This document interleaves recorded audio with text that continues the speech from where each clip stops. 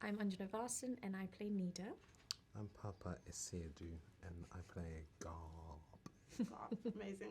Okay, so I'm Shayo. I'm from GUAP magazine, and I just wanted to start by asking, as actors, obviously Black Mirror is a huge kind of cultural success, and so how did you guys prepare to kind of become a part of this world? You know, it's kind of known for pushing boundaries and in terms of creativity and imagination. So, what kind of steps did you take to prepare? I think when you walk into a Black Mirror episode, you're in really good hands. Everyone from makeup, heads of departments, set and costume designer, DOP, the director Toby Haynes has directed a Black Mirror episode before. We were in such good hands. They take care of that world for you, so your job is to turn up and not fuck things up. Yeah, and also there's so much on the page as well. You know, like you say, like creativity is a big. The creativity is just like very unique. You know, so there's so much on the page already. So, I suppose it's just turning up and like trusting it and trusting each other and trusting the team. Mhm. What was that like working with each other? Because the roles are very unique, so to speak. Yes. What was that like, kind of trusting each other in that role? I had such a good time working with you. I've been saying this to everyone. I feel like I've worked with Papa many times before, but it's the first time we've worked together. It just felt really, really easy. And I think because of that dynamic and because we had so much fun off set as well, like it made it one of the best jobs I've ever done, honestly. For yourself? No, it was magic. It was magic. She's magic. She's like, obviously, like I really get on with her and really think she's a lovely person, but she's actually extraordinary actress, and I actually learned a huge amount working with her. And yeah, so much of the stuff that we do is just us two. Yeah. It's just us two, and it's quite intense stuff, Mm. you know. So you've got to be able to like, from the very first day when we did something and looked at each other and laughed. It was like, oh wow, you've got someone who's got a sense of humour about what we're doing, doesn't take it too seriously, but seriously enough to like commit to it, and that's the kind of dream, you know. So I probably would do it again, Yeah. maybe. Maybe there's a spin off called Eternal Oblivion. I would love to see that.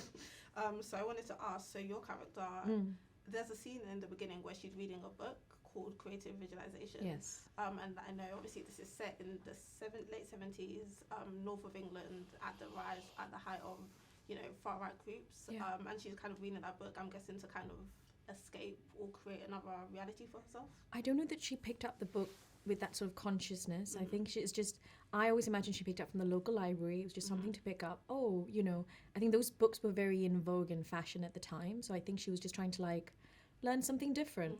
And I think what's nice about that is you sort of see her reading that and then you see the demon being manifested and you wonder if, is this all an illusion? Is this all something that she's just made up from her head? Like, is she actually going insane or is this real? And I think that's the nice sort of question that happens throughout the episode. You're wondering how real all of this is, or is it all in Nida's head? Well, I guess in the context of Black Mirror and it being kind of like a fantasy satire kind of piece, I was wondering for you guys, on a personal level, how do you creatively visualize your lives, considering that, I guess, similar to your character, we're living in somewhat similar times with the rise of, far right and things like that. So how would you say that you creatively visualize your lives in this context?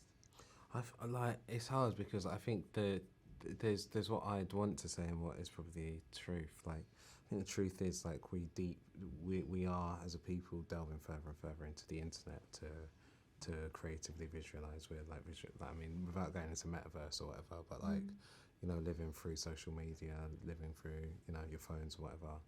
And I feel like we need to strive to counter that, to do the opposite, to live with people and creatively visualize with people and in nature, and something that feels a bit more real. Cool.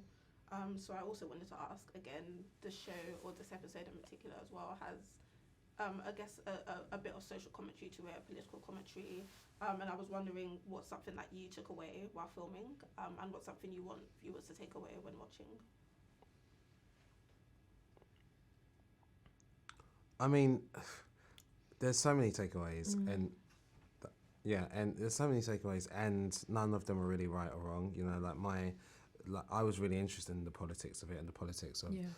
Nida being a woman from her background, living in that particular town and targeting those particular people.